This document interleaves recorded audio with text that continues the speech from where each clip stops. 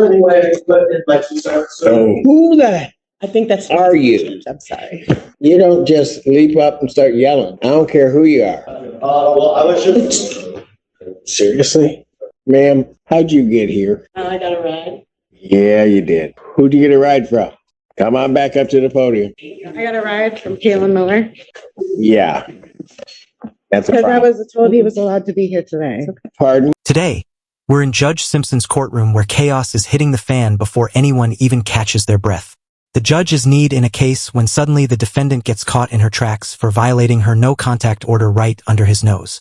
And trust me, it goes downhill fast because this courtroom turns into a full-blown circus in seconds. You've got tension, confusion, and a defendant who clearly thinks court orders are more like optional guidelines. The judge's patience is already thin, and this hearing becomes a masterclass in what not to do when you're already on thin ice. Even the gallery can't seem to sit still without stirring the pot. So here's the real question.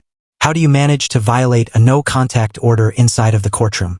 Let's go ahead and dive in. Your Honor, there are two matters, and we would like to adjourn to look into a global resolution. There's a district court matter as well as the Which district court? 1484. We're adjourning for global resolution, Your Honor. One aspect, this year was arraigned. She was not equipped with a GPS tether, despite the fact that we requested one. I am concerned that this case, that we have now 2 domestic violence cases and there is no GPS tether. I do know that there is a no contact order, as well. I would be requesting a GPS tether. And Your Honor, Go ahead. the people did, Ms. Poisson did indicate that that would be their request today. When I spoke with my client, she indicated to me that that request was made at the arraignment. However, after arguments from both attorneys, the magistrate who arraigned her at the time indicated or decided that there was no reason for a GPS tether. There is a no contact in order. My case, or at least this case, was of January 2024. So she was arraigned, I think, subsequently on both of the cases when the new 1484 matter occurred. So, Well, when was the 1484 matter? When did that one arise? but it was Monday. Monday, so it's Oh, Just November 18th. This is January. So, and they were arraigned at the same time. correct. I think the January incident, she was taken to the hospital, Your Honor, and then released, but she did not know that there was a warrant that had issued from that. And that's this case. That's our case, correct? Yes. But I think the thing that I'm concerned about, Your Honor, is that we now have 2 domestic violence cases with this same victim. And so even if the magistrate didn't believe that a GPS tether necessarily was appropriate in a case dating from January, with the addition of a new case, I think that it's necessary at this point. Well, what was the rationale? You're saying it was addressed, but Yes. the magistrate's rationale in that I'm a bit perplexed by. Who's residing at the Valley Circle address? We don't live there anymore. We moved out 6 months ago.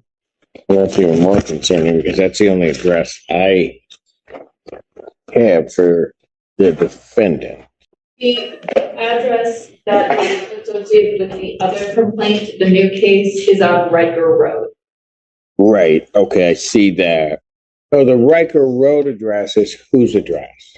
That's where her family lives, Your Honor, her husband and children. She was living there before this incident, before the new incident, the 18th, the incident of the 18th. Okay, so I get that on Riker Road. But then the alleged victim was there also? That's her husband, Your Honor. Okay, but he was there also? They were both living there? Correct, Your Honor. So where is this defendant is residing where now? I'm staying in a hotel. She's after the incident with the no contact order in place, Your Honor, she left from the home and she hasn't been there since her arraignment on the 18th. And again, the January. So, and the alleged victim, her husband, is at the Riker Road address? That is correct, Your Honor. Anyway, but in my two cents. So who the I think that's. are you? I'm sorry. Sorry, Your Honor. Oh, no. It's okay. You don't just leap up and start yelling. I don't care who you are. Gotcha. Well, I was just. Seriously? Guess that's taken care of. I can say with 100% certainty, I have never seen someone sitting quietly on the benches in the back suddenly leap out of their seat and start talking to the judge like they're old childhood friends. In what world did this make any sense for him to do? Why would anyone think it's a good idea to blurt out to a judge who is literally in the middle of handling a completely different case? You could actually watch him psyching himself up. The deep breaths, the shifting around, the I'm gonna do it energy radiating off of him like he was about to win an award. And then the moment hits, he stands up, opens his mouth, and instantly digs himself into the deepest hole possible. The judge shuts him down immediately, tells him flat out he does not care who he is, and explains that you'd never insert yourself in an active case unless you want consequences. And somehow, this man keeps talking after the warning. Sir, read the room. Leave. Stop. You're not built for this level of courtroom attention. He took that entire room by surprise. Draws were literally hanging open because no one expected a spectator to become a participant in the dumbest way possible. It was one of those moments where you forget you're watching a court hearing and start wondering if you accidentally clicked on a sitcom because this was peak unforced error. Okay, so I guess my concern is that I do have the second one coming around, and they're located initially at the same address, but now not at the same address, but her address is temporary. Correct. And then we're going to Home of New Vision. Correct. That was the What? next thing. She is slated to enter Home of New Vision on December the 3rd, Your Honor. Got it. So that's where, And that other, yes. So she's already gone through the admission, and the date that they have available for her is the 3rd. So she moves in on the 3rd from, yes, the hotel she's currently staying in now. okay. So here's what I'm gonna do. I am gonna order a GPS. I'll order it with exclusion. If before the court does that, Your Honor, I do apologize. You did say it was going to be a long day. I apologize, and here I am. Go ahead. I know that the complaining witness is here today. My understanding is that there was going to be a request from us that there be a no non-consensual contact order in place. I know that the people have their own position on that. The complaining witness is her husband. They have children in common. They've been married for quite some time now. There were some issues at bay that may have led to these particular situations. Ms. Shear is working on that, hence the hospitalization, the treatment that she received there, and now her admission or self-admission into Home of New Vision. She's very. I can stop you. I'm gonna deny that request. I want to see how she's doing once you get in, how she's doing, because obviously there are, I'll just call them peripheral issues. Okay. So before I would let that happen, it's not to punish you or anything like that. Before I allow it to happen, I want to see where she gets in terms of that process. Okay. Okay, fair Okay. enough. Yes, Your Honor. So what I am going to do, though, is I am going to order a GPS tether with the exclusion zone being the Riker Road So I will- location tracking. Pardon? So, okay. She just wanted clarification that the GPS would prevent her from being able to go to Riker Road. Right. And also we will have location tracking because she's going to be going into And treatment. Sure thing. I have a question. Is it okay if I go a couple hours away? Because I was planning on visiting my family. You're going to be in the Michigan though, right? Yes. State? Yeah. Okay. She just wanted to know, she's traveling to visit her family, but it will still be within the state of Michigan. She just wanted to know if that was okay. Oh, that's fine. That's fine. Okay. All right. Thank you. Thank you, Your Honor. Okay. Should she go to community corrections now? Yes, because I will be signing the order momentarily. We'll be good to go. All right. Okay. Okay, the same period in the courthouse, but they came together. Yeah. So, ma'am, how'd you get here? I got a ride. Yeah, you did. Who'd you get a ride from? Come on back up to the podium. I got a ride from Kayla Miller. Yeah. That's a Because I problem. was told he was allowed to be here today. Pardon? I was told he was allowed to be here today. And By I who? on their way here Who were you told that by? by his family. I'm in contact with his aunt. Hmm? Yes. I have no form of transportation. This is a problem. Because she's violated the, I didn't realize I was violating that. So close, like inches away from freedom. Close, almost out of the courtroom doors before the judge reeled her back in, and then boom, caught violating her no-contact order after getting a ride from the one person she was legally barred from being around in the first place. She was almost home free, but the judge didn't miss a thing, especially not something this bold. In what universe do you decide it's okay to see the person that the court ordered you to stay away from just because his parents said it was fine? I didn't realize his parents had more authority than the actual judge signing legal orders under state law. That decision might genuinely be one of the lowest IQ, least critical thinking courtrooms moves I've ever heard. No wonder the state wants her on an ankle monitor. She's making it painfully clear she can't even follow the simplest conditions. This is her second chance for the same charge, and now she's breaking probation on top of it. She should honestly feel lucky the judge didn't send her straight back to jail, because most judges would have hit that button without blinking. If you don't have a ride to court, you do literally anything other than violate your conditions. Even buses, taxis, Ubers, walking, all of those options exist before picking the one that the court told you to avoid. do this. I'm going to pass the matter briefly. I'm not going to take her in right at this moment. Counsel, I'm going to allow you to explain to her the conditions of her release. And she's going to have to find what hotel are you in? I'm in a Celine Hotel, the Hampton Inn. Okay. It's right down the street from my job.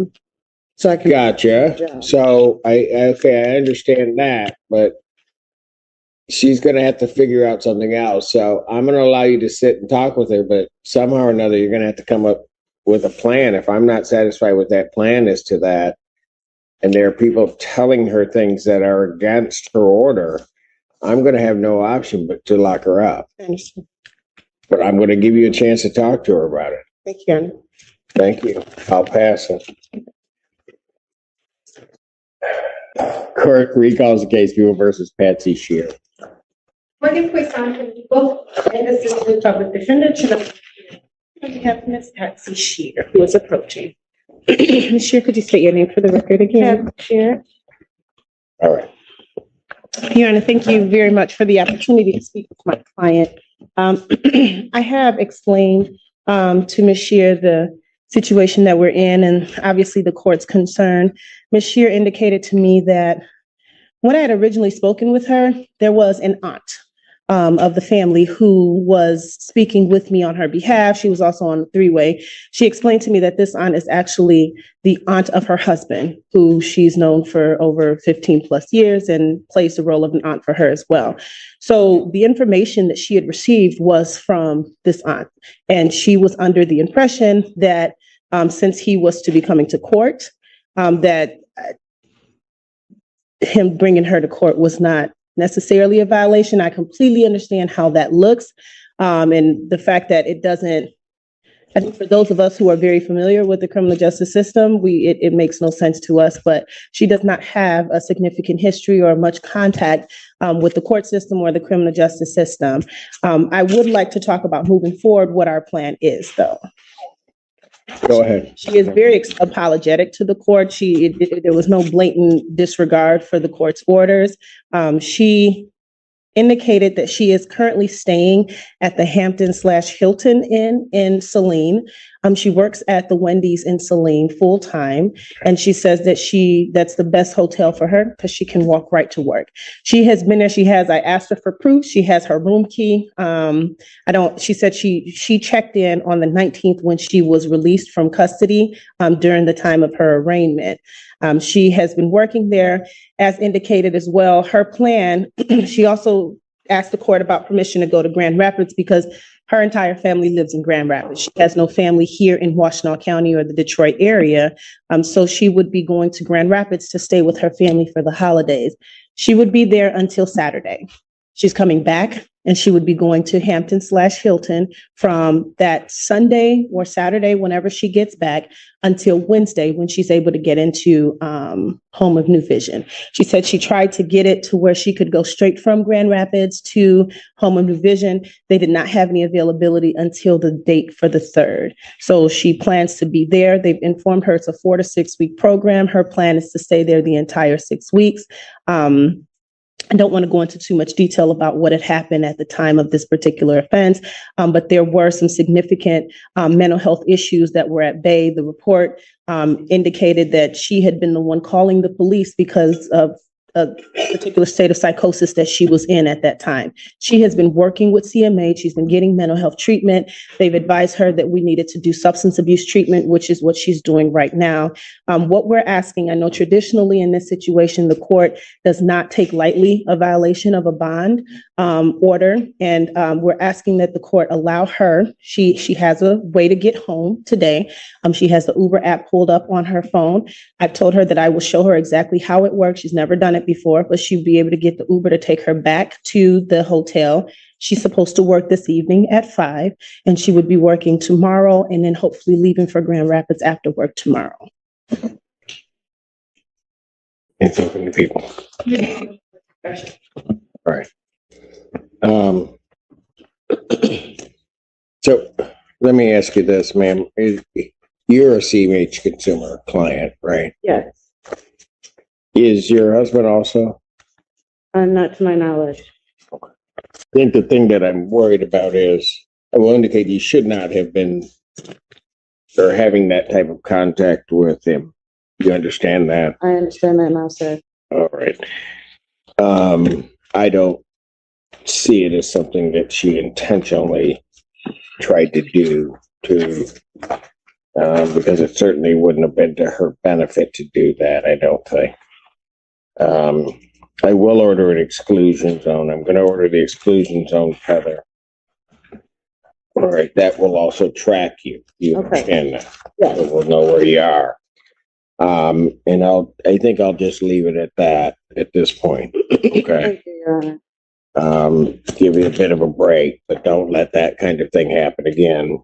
And the way that you deal with that, young lady, is that if somebody tells you you can do something that seems contrary to your bond, call your attorneys. Okay. Okay. Okay. And ask them what you should do. Okay. Yes, sir. All right. Thank you so much. Anything else? You're welcome. Bond will continue with that one adjustment. We got lucky today that Judge Simpson decided to take it easy on her because most judges would have slammed the brakes on her freedom instantly. He practically ignored everything that happened and all the ways she failed to follow her conditions, which is wild considering how clear that no contact order was. I always thought the phrase "don't contact this person" explained itself, but apparently that's not universal knowledge. Even if a relative told me otherwise, I think I'd still follow the instructions from the legal authority who can actually put me in jail. So what do you think? Was that a genuine mistake? Or was she just playing dumb, hoping the judge wouldn't catch on? Today was definitely not what I expected going into the hearing. And honestly, this wasn't a normal day for Judge Simpson either. He probably walked out wondering what alternate dimension he stepped into. But let me know what you think. Should the judge have gone even harsher on her? Or was he right to show mercy? Thanks so much for watching. Don't forget to like and subscribe, and I'll catch you in the next.